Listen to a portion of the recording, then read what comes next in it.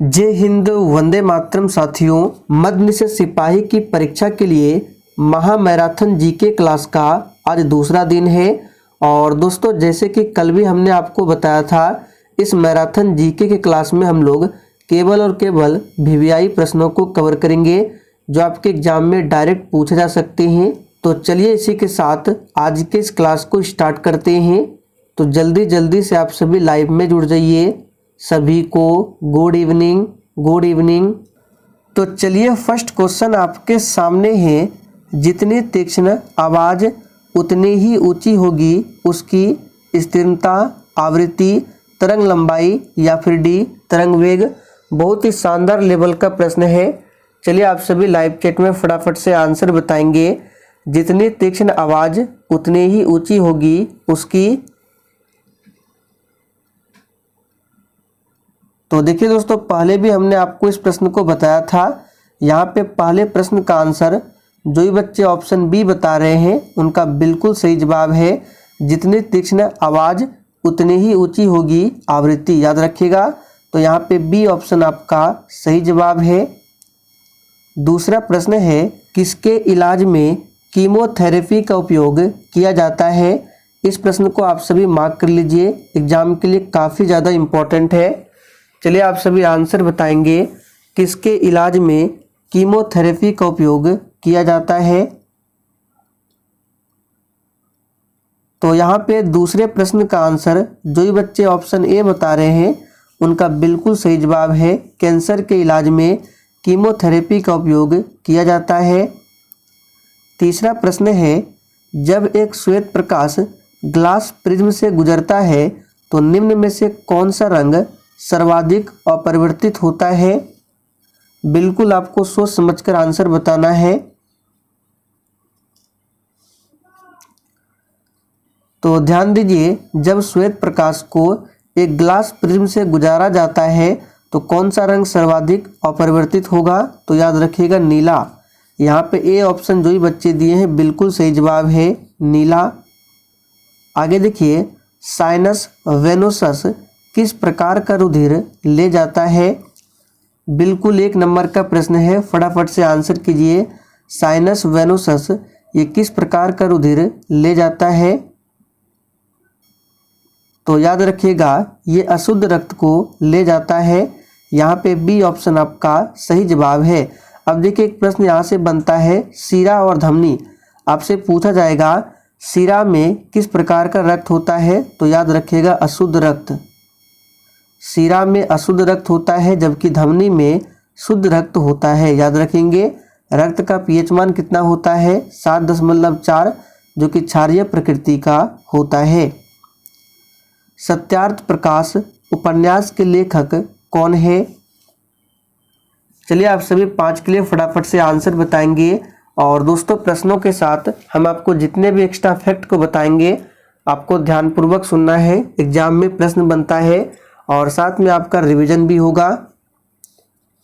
तो ये बहुत ही आसान प्रश्न है। सत्यार्थ प्रकाश उपन्यास के लेखक कौन है।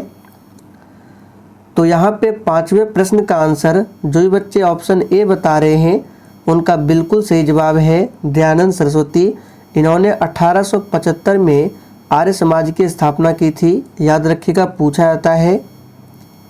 अगला प्रश्न है, हिंदी साहित्य अकादमी की ओर से सलाका सम्मान किस क्षेत्र में दिया जाता है। बिल्कुल एग्जाम में पूछा जाने वाला प्रश्न है, फटाफट से आंसर कीजिए। हिंदी साहित्य अकादमी की ओर से सलाका सम्मान ये किस क्षेत्र में दिया जाता है। तो याद कर लीजिए, हिंदी को नई दिशा प्रदान करने के लिए दिया जाता है इस क्षेत्र में। तो यहाँ पे डी ऑप्शन आपका सही जवाब है। याद रखिएगा। दिए गए पद्य के, यहाँ पे पद्य कर लेंगे, उचित अलंकार रूप का सबसे अच्छा विकल्प कौन सा है। रघुपति राघव राजा राम, इसमें कौन सा अलंकार है। अनुप्रास अलंकार है, यमक अलंकार है या फिर डी रूपक अलंकार है। बिल्कुल सोच समझकर आंसर बताना है। हमने आपको पहले भी प्रैक्टिस सेट में इस प्रश्न को बताया था। तो यहाँ पे ध्यान से देखिए इस पंक्ति को, रघुपति राघव राजा राम, इसमें देखिए रघुपति में र है शुरुआत में, राघव में भी र है, राजा में भी र है और राम में भी र है। और हमने आपको बताया था जहाँ एक ही शब्द की आवृत्ति बार बार होती है वहाँ अनुप्रास अलंकार होता है। तो यहाँ पे सही जवाब क्या होगा? अनुप्रास अलंकार। तो ए ऑप्शन जो ही बच्चे दिए हैं बिल्कुल सही जवाब है। आगे देखिए, हिंदू विधि पर एक पुस्तक मिताक्षरा किसने लिखी? चलिए आप सभी 8 के लिए फटाफट से आंसर बताएंगे। और दोस्तों आपको एक भी प्रश्नों को स्किप नहीं करना है और इस मैराथन क्लास को आपको डेली अटेंड करना है। ये मैराथन क्लास एग्ज़ाम तक चलेगा, डेली रात 8 बजे। तो यहाँ पे 8वें प्रश्न का आंसर क्या होगा? हिंदू विधि पर एक पुस्तक मिताक्षरा, ये लिखा गया है विज्ञानेश्वर के द्वारा। तो यहाँ पे सी ऑप्शन जो ही बच्चे दिए हैं उनका बिल्कुल सही जवाब है विज्ञानेश्वर। आगे देखिए, बीज की बुआई के समय सामान्यतः निम्न में से किस उर्वरक का प्रयोग किया जाता है? यहाँ पर आपको ऑप्शन के अकॉर्डिंग आंसर बताना है।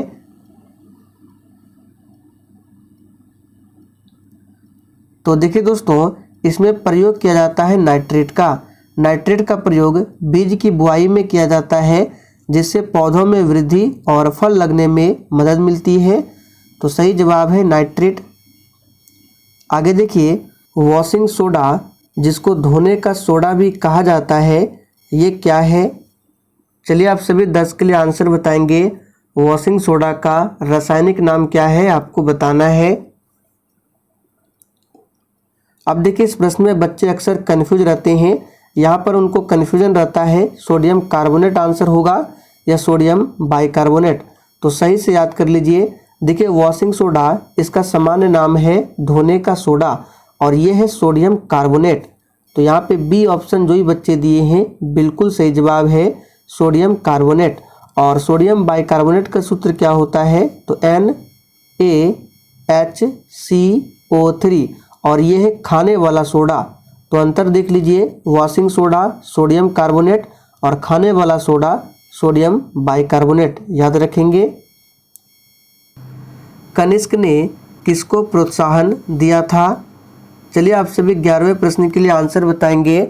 और दोस्तों जितने भी स्टूडेंट चैनल पर पहली बार आए हैं आप लोग चैनल को सब्सक्राइब कर लीजिए और साथ में बेल आइकन को ज़रूर प्रेस कर लेना है जिससे आपसे एग्ज़ाम तक एक भी मैराथन की क्लास मिस ना हो सके। तो देखिए, यहाँ से आपको 3 से 4 इम्पोर्टेंट प्रश्नों को बताएंगे, आपको ध्यानपूर्वक सुनना है। तो सबसे पहले जो इसका आंसर क्या होगा, कनिष्क ने किसको प्रोत्साहन दिया था? तो याद रखिएगा महायान बौद्ध धर्म को। यहाँ पे ए ऑप्शन जो ही बच्चे दिए हैं बिल्कुल सही जवाब है।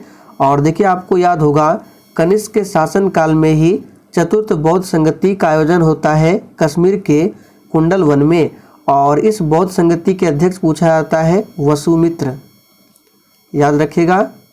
वसुमित्र चौथी बौद्ध संगति के अध्यक्ष थे और अश्वघोष कौन थे? तो उपाध्यक्ष, दोनों को याद रखना है। और इसी चतुर्थ बौद्ध संगति में बौद्ध धर्म 2 भागों में विभाजित हुआ था, महायान और हीनयान। तो इन सभी फैक्ट को याद रखेंगे। तो फिलहाल आंसर क्या हो जाएगा?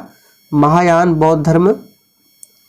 मॉन्ट्रियल प्रोटोकॉल निम्न में संबंधित है। और देखिए, अगर आपको किसी भी प्रश्न में किसी भी प्रकार का थोड़ा भी डाउट हो तो आप लोग तुरंत कमेंट करके पूछ सकते हैं। आपके कमेंट का रिप्लाई 100% दिया जाएगा। तो देखिए, मॉन्ट्रियल प्रोटोकॉल ये किससे संबंधित है? तो यहाँ पे जो ही बच्चे ऑप्शन ए बता रहे हैं उनका बिल्कुल सही जवाब है ओजोन अवक्षय से। और मॉन्ट्रियल प्रोटोकॉल ये कब हुआ था? तो 1987 में हुआ था, याद रखिएगा। ओजोन परत का जो अवक्षय हो रहा है ये किस कारण से हो रहा है? तो मुख्य सोर्स है CFC गैस, इसी के कारण हो रहा है, यानी कि क्लोरोफ्लोरोकार्बन के कारण। भारत में थोक कीमत सूची की एक असुविधा कौन सी है? बिल्कुल इसी तरह के प्रश्न आपके एग्जाम में भी पूछे जाएंगे।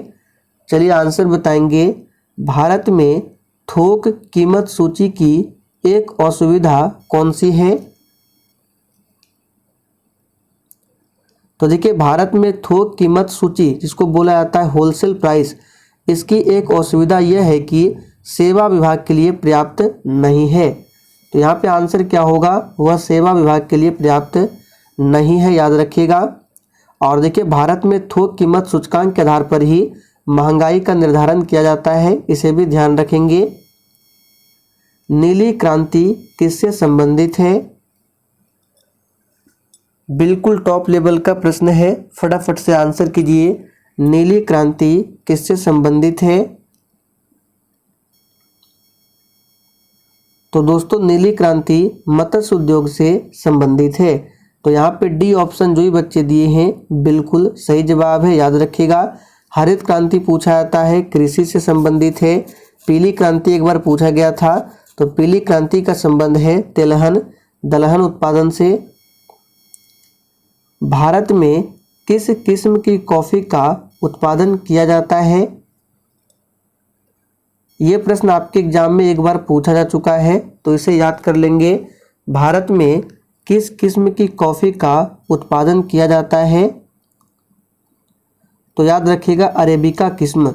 यहाँ पे बी ऑप्शन जो ही बच्चे दिए हैं बिल्कुल सही जवाब है। और भारत में सर्वाधिक कॉफी का उत्पादन किस राज्य में होता है? कर्नाटक राज्य में। वह गैस जो नोबल गैस कहलाती है कौन सी गैस है? और दोस्तों इस प्रैक्टिस सेट में आप लोग कितने प्रश्न सही कर पाते हैं, सेशन के लास्ट में आप सभी को कमेंट करके अपना अपना स्कोर जरूर बताना है। तो वह गैस जो नोबल गैस कहलाती है इन चारों ऑप्शन में से कौन सी है? तो यहाँ पे सही जवाब है हीलियम, याद रखिएगा। देखिए आवर्त सारणी में शून्य वर्ग में 6 तत्व है जो कि निष्क्रिय गैस यानी कि नोबल गैस है। कौन कौन से हैं? तो यहाँ पे लिख देते हैं He का मतलब हीलियम, Ne हो गया, Ar, Kr, Xe और Rn। ये 6 क्या है? तो नोबल गैस जिसको बोला जाता है निष्क्रिय गैस, याद रखेंगे। निम्नलिखित में से कौन सा तत्व स्वतंत्र अवस्था में पाया जाता है? चलिए 17 के लिए फटाफट से आंसर बताएंगे। और देखिए यहाँ से आपको एक प्रश्न और बता देते हैं। पूछा जाता है वायुमंडल में कौन सी अक्रिय गैस सर्वाधिक मात्रा में होती है? तो याद रखिएगा आर्गन। आर्गन जो है वायुमंडल में सर्वाधिक मात्रा में होती है, लगभग 0.93%। और सबसे अधिक गैस आप सभी जानते हैं नाइट्रोजन 78%। तो चलिए 17 के लिए आप सभी आंसर बताएंगे। निम्नलिखित में से कौन सा तत्व स्वतंत्र अवस्था में पाया जाता है? तो इन चारों ऑप्शन में से सल्फर जो है ये तत्व स्वतंत्र अवस्था में पाया जाता है। सल्फर का सिंबल क्या होता है? S होता है, याद रखेंगे। बात करें आयोडीन की, तो आयोडीन की कमी से कौन सी बीमारी होती है? तो घेंगा रोग, याद रखिएगा, पूछा जाता है एग्जाम में। शाहजहां का मकबरा कहाँ स्थित है? चलिए आप सभी 18 के लिए आंसर बताएंगे और प्रत्येक स्टूडेंट को लाइव चैट में आंसर करना है, तभी आपका प्रॉपर तरीके से रिवीजन होगा। और देखिए दोस्तों इस क्लास के साथ साथ आपको रात 9 बजे की क्लास को भी ज़रूर देखना है। रात 9 बजे की क्लास में इम्पॉर्टेंट जीके जीएस के नोट्स तैयार कराए जाते हैं, तो उस क्लास को ज़रूर देखें। तो शाहजहां का मकबरा कहाँ स्थित है? तो याद रखिएगा शाहजहां का मकबरा आगरा में है। तो ए ऑप्शन जो ही बच्चे दिए हैं बिल्कुल सही जवाब है। अकबर का मकबरा पूछा जाता है सिकंदरा में है। बाबर का मकबरा पूछा जाता है काबुल में है, सभी को याद रखेंगे। हुमायूं का मकबरा कहाँ है? दिल्ली में है। इंडियन ऑयल कॉरपोरेशन का सबसे बड़ा रिफाइनरी कहाँ स्थित है? इस प्रश्न को आप सभी खासकर ध्यान रखेंगे, एग्जाम में पूछे जाने की काफ़ी ज़्यादा चांसेस है। तो देखिए इंडियन ऑयल कॉरपोरेशन का सबसे बड़ा रिफाइनरी जो है ये कहाँ स्थित है? तो हल्दिया में स्थित है। तो ए ऑप्शन जो ही बच्चे दिए हैं बिल्कुल सही जवाब है। और ये हल्दिया तेल शोधक कारखाना किस राज्य में है? पूछा जा सकता है। तो पश्चिम बंगाल में स्थित है, याद रखेंगे। और देखिए इंडियन ऑयल कॉरपोरेशन की बात करें तो इसकी स्थापना कब किया गया था? 1964 में इसकी स्थापना किया गया था। और इसका हेड क्वार्टर कहाँ पर है? तो तो नई दिल्ली में है, याद रखेंगे। और देखिए डी ऑप्शन में है डिगबोई। तो डिगबोई की बात करें तो डिगबोई में सर्वप्रथम तेल आधुनिक तरह से भारत में निकाला गया था, डिगबोई से याद रखिएगा। 1991 में सरकार ने किसकी अध्यक्षता में कर सुधार समिति का गठन किया था? चलिए 20 के लिए आंसर बताएंगे। कौन सी समिति है कर सुधार समिति? इसका गठन किसकी अध्यक्षता में किया गया था?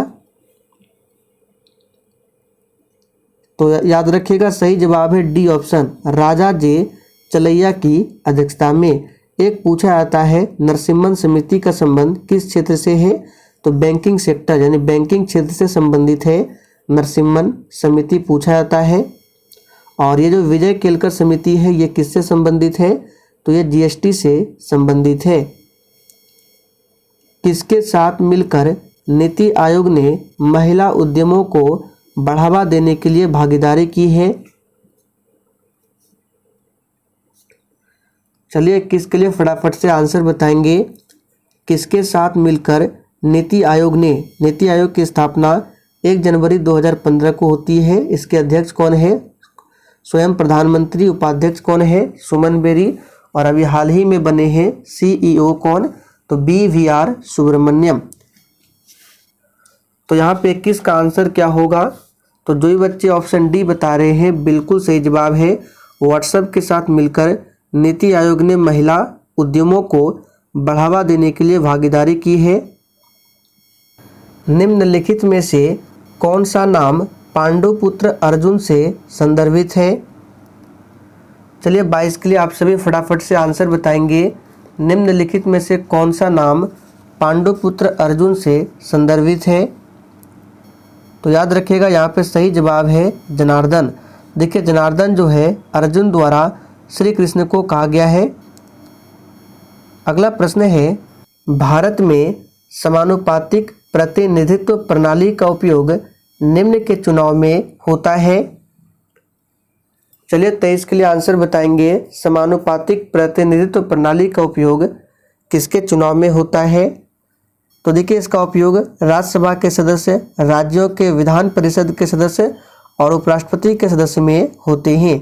तो यहाँ पे सही जवाब है डी ऑप्शन, उपर्युक्त सभी। उपराष्ट्रपति का उल्लेख किस अनुच्छेद में मिलता है?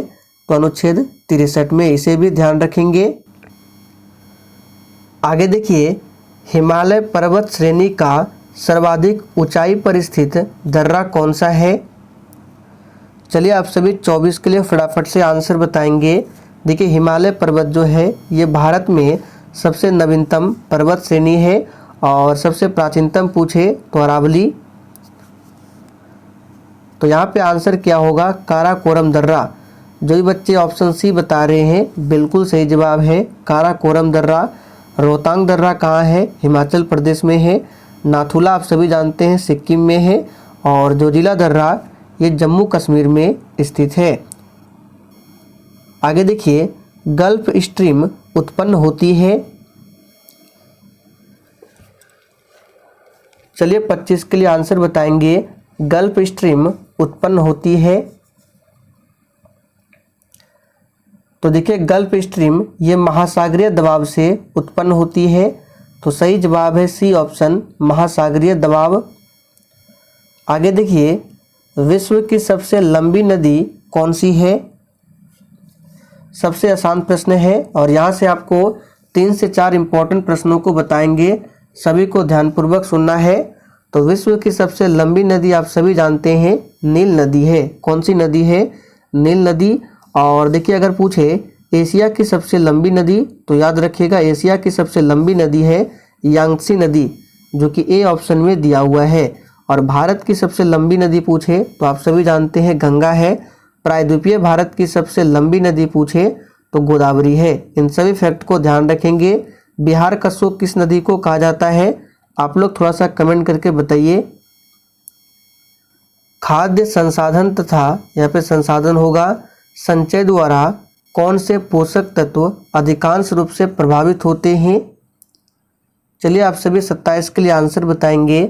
खाद्य संसाधन और संचय द्वारा कौन से पोषक तत्व अधिकांश रूप से प्रभावित होते हैं? तो याद रखिएगा कार्बोहाइड्रेट।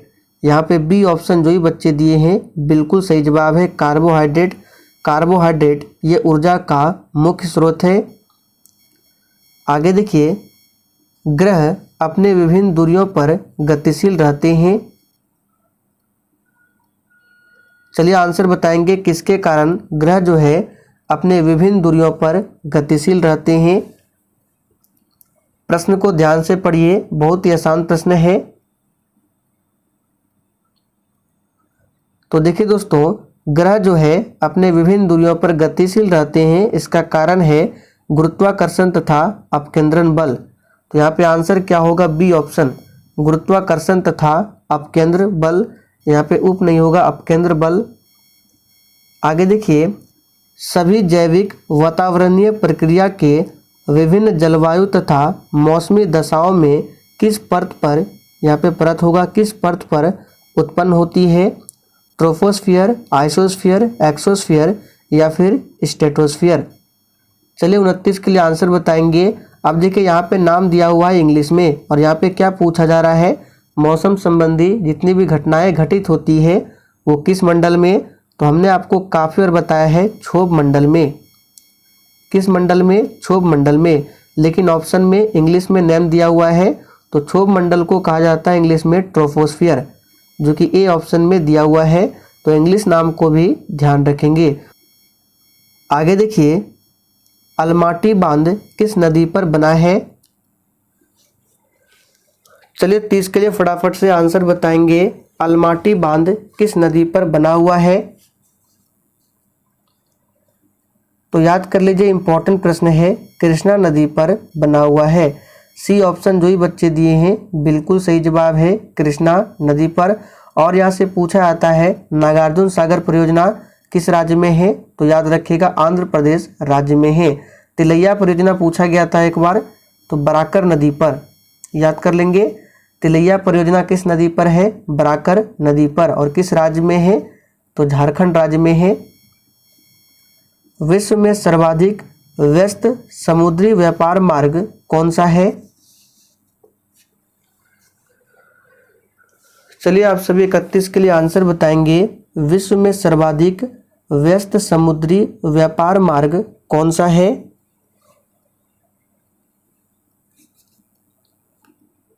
तो दोस्तों यहाँ पे सही जवाब क्या होगा? अटलांटिक महासागर। ए ऑप्शन जो ही बच्चे दिए हैं बिल्कुल सही जवाब है। प्रशांत महासागर सबसे बड़ा महासागर है और इसी में है विश्व की सबसे गहरी खाई मेरियाना गर्त। पूछा जाता है एग्जाम में मेरियाना गर्त किस महासागर में है? तो प्रशांत महासागर में। कोटोपैक्सी ज्वालामुखी किस देश में स्थित है? चलिए 32 के लिए फटाफट से आंसर कीजिए। देखिए कोटोपैक्सी ज्वालामुखी ये विश्व का सबसे ऊंचा ज्वालामुखी पर्वत है और ये किस देश में स्थित है? तो इक्वाडोर में स्थित है। आगे देखिए, विश्व की सबसे व्यस्त व्यापारिक नदी कौन सी है? चलिए 33 के लिए फटाफट से आंसर बताएंगे आप सभी। विश्व की सबसे व्यस्त व्यापारिक नदी कौन सी है? तो याद कर लीजिए, इंपॉर्टेंट प्रश्न है, राइन नदी। भाववाचक संज्ञा चुने। चलिए आप सभी 36 के लिए आंसर बताएंगे। इन चारों ऑप्शन में से कौन सी भाववाचक संज्ञा है?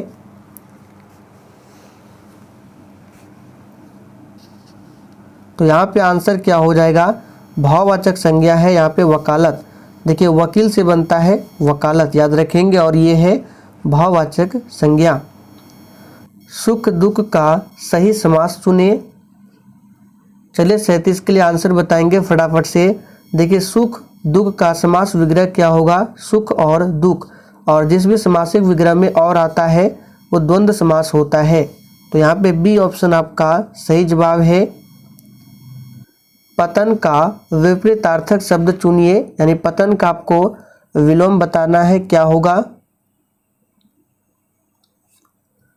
तो देखिए दोस्तों, पतन का विलोम क्या हो जाएगा? याद रखिएगा उत्थान। यहाँ पे ए ऑप्शन जो ही बच्चे दिए हैं बिल्कुल सही जवाब है। अगला प्रश्न है, माधव मुक्ति बोध जी द्वारा रचित रचना कौन सी नहीं है? चलिए 39 के लिए फटाफट से आंसर बताएंगे। तो देखिए यहाँ पे सही जवाब होगा अंधा युग। ये माधव मुक्ति बोध जी द्वारा रचित नहीं है। पृथ्वीराज रासो किस लेखक की रचना है? चलिए 40 के लिए फटाफट से आंसर बताइए। पृथ्वीराज रासो किस लेखक की रचना है? तो यहाँ पे सही जवाब क्या होगा? चंद्रवरदाई। ए ऑप्शन जो ही बच्चे दिए हैं बिल्कुल सही जवाब है। आगे देखिए, भारतीय संविधान सभा के संसदीय शक्ति समिति के अध्यक्ष कौन थे? चलिए आप सभी 42 के लिए फटाफट से आंसर बताएंगे। भारतीय संविधान सभा के संसदीय शक्ति समिति के अध्यक्ष कौन थे? तो यहाँ पे 42 का आंसर क्या होगा? तो जो ही बच्चे ऑप्शन डी बता रहे हैं उनका बिल्कुल सही जवाब है पंडित जवाहरलाल नेहरू। याद रखेंगे। डॉक्टर भीमराव अंबेडकर की बात करें तो प्रारूप समिति के अध्यक्ष थे। सरदार वल्लभ भाई पटेल को लौह पुरुष के नाम से जाना जाता है। लेसर का आविष्कार किसने किया था? चलिए 43 के लिए आंसर बताएंगे। लेसर का आविष्कार किसने किया था? तो याद रखिएगा थियोडर एच मेनन ने। यहाँ पे बी ऑप्शन आपका सही जवाब है। प्रत्यावर्ती धारा में क्या होता है? बिल्कुल 1 नंबर का प्रश्न है, फटाफट से आंसर कीजिए।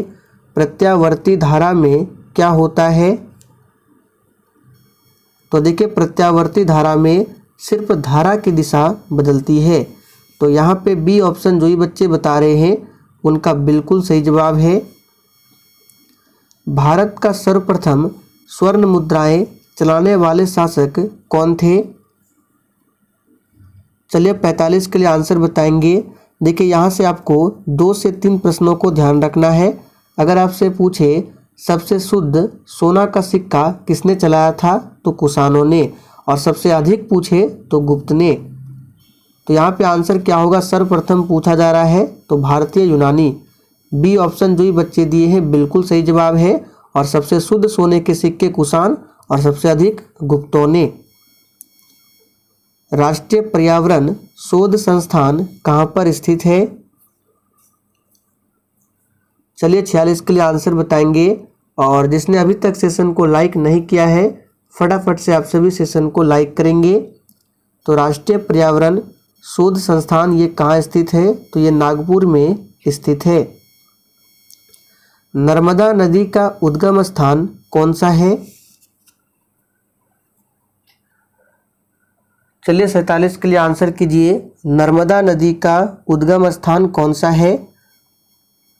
तो यहाँ पे जो ही बच्चे ए बता रहे हैं उनका बिल्कुल सही जवाब है अमरकंटक। याद रखिएगा।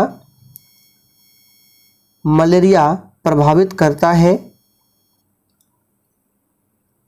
चलिए 48 के लिए आंसर कीजिए। मलेरिया किसको प्रभावित करता है? तो यहाँ पे जो ही बच्चे बी बता रहे हैं बिल्कुल सही जवाब है तिल्ली यानी कि स्प्लिन को प्रभावित करती है।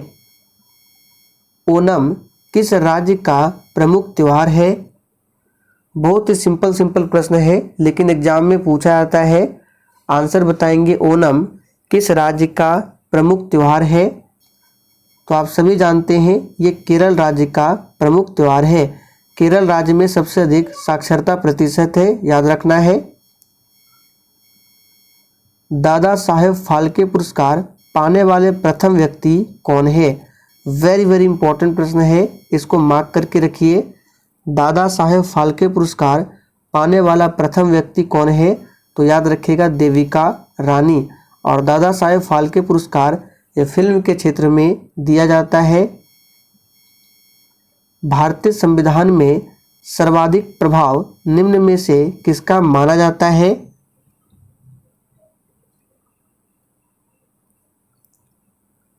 तो दोस्तों भारतीय संविधान में सर्वाधिक प्रभाव जो है ये किसका माना जाता है? तो यहाँ पे सही जवाब होगा भारत सरकार अधिनियम 1935। भारतीय संविधान द्वारा प्रारंभ में कितने मौलिक अधिकार प्रदान किए गए थे? चलिए फटाफट से आंसर बताएंगे, बहुत ही सिंपल प्रश्न है। तो देखिए, प्रारंभ में टोटल 7 मौलिक अधिकार थे, लेकिन वर्तमान में 6 मौलिक अधिकार है। तो कौन सा मौलिक अधिकार हटाया गया? तो संपत्ति का जो मौलिक अधिकार था अब उसे हटाकर कानूनी अधिकार बना दिया गया और उसे रखा गया है अनुच्छेद 300A में। और ये कब हटाया गया था? तो 1978 में जो 44वां संशोधन होता है। और मौलिक अधिकार को किस भाग में रखा गया है? तो भाग 3 और अनुच्छेद 12 से लेकर 35 तक में। मौलिक अधिकार को किस देश से लिया गया है? तो अमेरिका देश के संविधान से लिया गया है।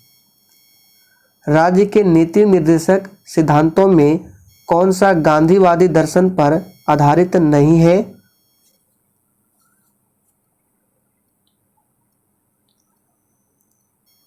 तो मजदूरों का संरक्षण, ये गांधीवादी दर्शन पर आधारित नहीं है। यहाँ पे डी ऑप्शन आपका सही जवाब है।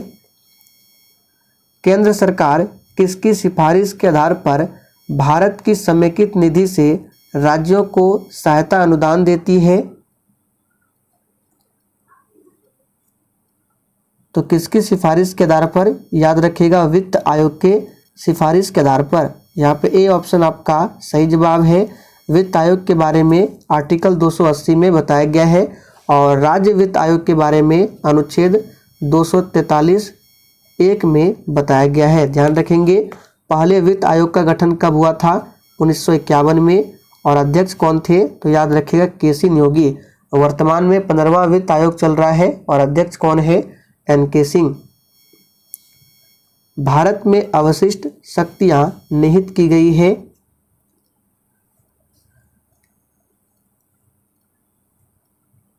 तो बहुत ही सिंपल प्रश्न है। भारत में अवशिष्ट शक्तियां जो है ये केंद्र सरकार में निहित की गई है। भारत सरकार का मुख्य कानूनी सलाहकार किसे कहा जाता है? और दोस्तों बिल्कुल ईमानदारी पूर्वक आप सभी को अपना अपना स्कोर कमेंट करके बताना है।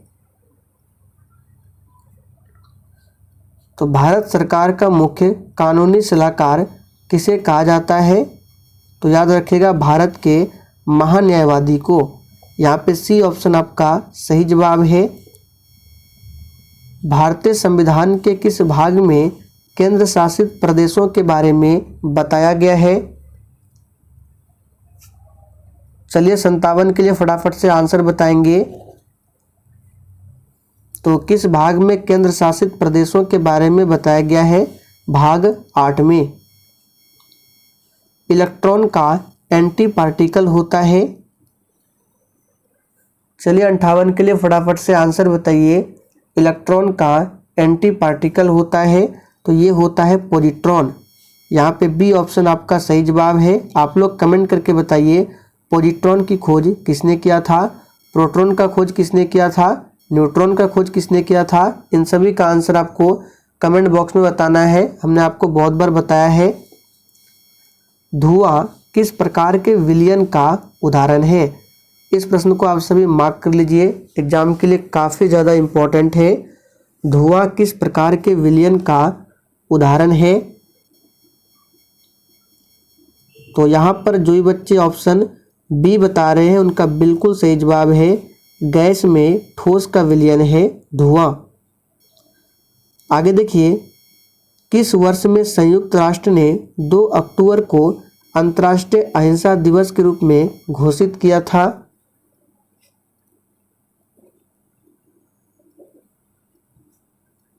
तो ये घोषित किया था 2007 में। यहाँ पर सी ऑप्शन आपका सही जवाब है। शैम्पेन जनजाति पाई जाती है। चलिए आंसर बताइए, शैम्पेन जनजाति कहाँ पाई जाती है? तो जो ही बच्चे डी बता रहे हैं उनका बिल्कुल सही जवाब है अंडमान द्वीप समूह में, यानी अंडमान निकोबार द्वीप समूह में। यहाँ की राजधानी कहाँ है? पोर्ट ब्लेयर, जो कि साउथ अंडमान में स्थित है। पहला वेद कौन सा है?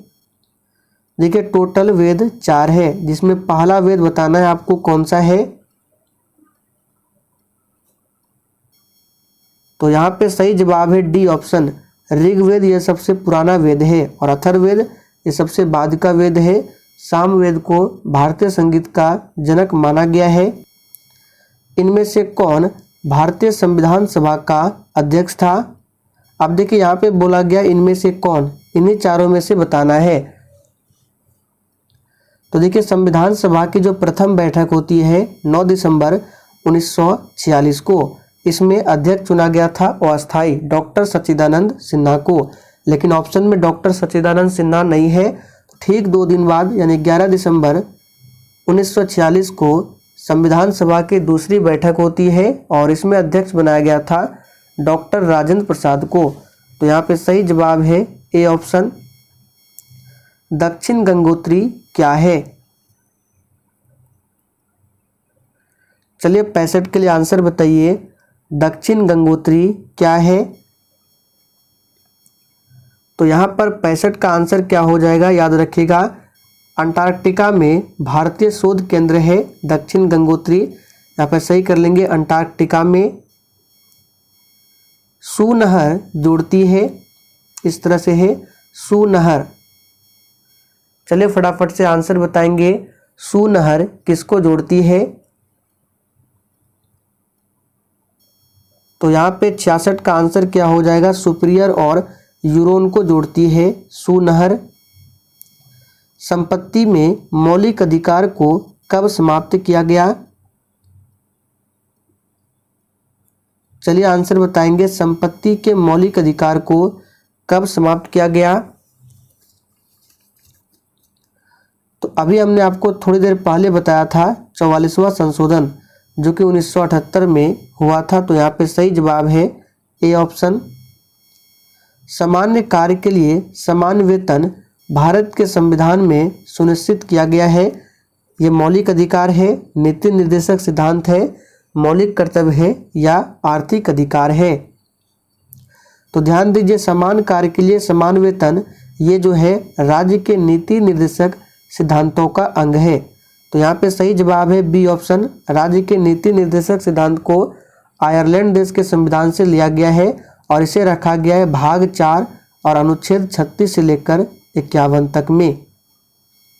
आगे देखिए, निम्नलिखित में से किस अनुच्छेदों को राष्ट्रीय आपातकाल के दौरान निलंबित नहीं किया जा सकता है?